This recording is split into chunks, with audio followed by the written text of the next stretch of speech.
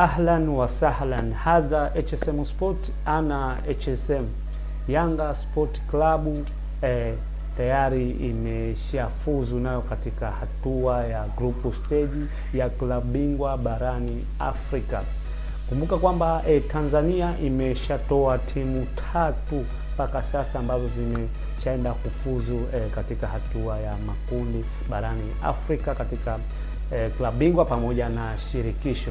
Kwa hiyo Yanga inakuwa ni timu ambayo tayari nayo imeshafuzu kwa siku ya jana na kwa kupata ushindi wa goli 2-0, ushindi ambao ulikuwa na maana sana hii kwa upande wao. Kumbuka kwamba mechi ya kwanza ambao Yanga alicheza na Silver Strike walitoka 1-0, Yanga alifungwa akiwa nchini Malawi, lakini Silver alipokuja katika uwanja wa Benjamin Mkapa na kukaribishwa na Yanga Sport Club, basi amefungwa goli 2-0. Hivyo Yanga tayari naye ameshafuzu kuelekea katika hatua ya makundi. Mpaka sasa Tanzania imeshapeleka timu 3.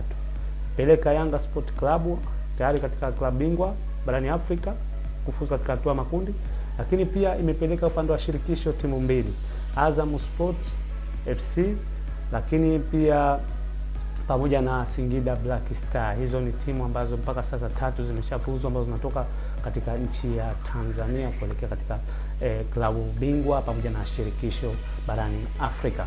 Lakini leo kuna mechi nyingine ya Simba Sport Club, na huyo ni timu ya 4. Hiyo tunategemea siku ya leo huenda nayo ikafuzu kuelekea katika hatua ya makundi ya klabu bingwa barani Afrika. Kumbuka kwamba Simba Sport Club mpaka sasa yeye ana mtaji wa magoli 3 mechi ambayo amecheza na Nsingizini. Kwa hiyo leo Nsingizini anaenda kucheza pale Benjamin Mkapa. Kwa hiyo nategemea siku ya leo Simba naye ataiwakilisha vizuri bendera ya Tanzania. Hivyo nategemea makubwa na mazuri sana safari hii, na Simba hatoiangusha.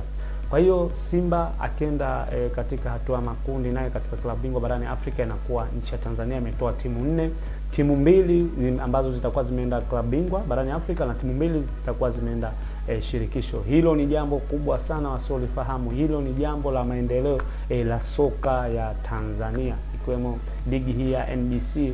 Vilabu vinavyozidi kushiriki kimataifa, basi huwa renki ya kupanda kwa hizo klabu zinakuwa ni kubwa sana. Bwana, hii ni HSM Sport na mimi ni HSM.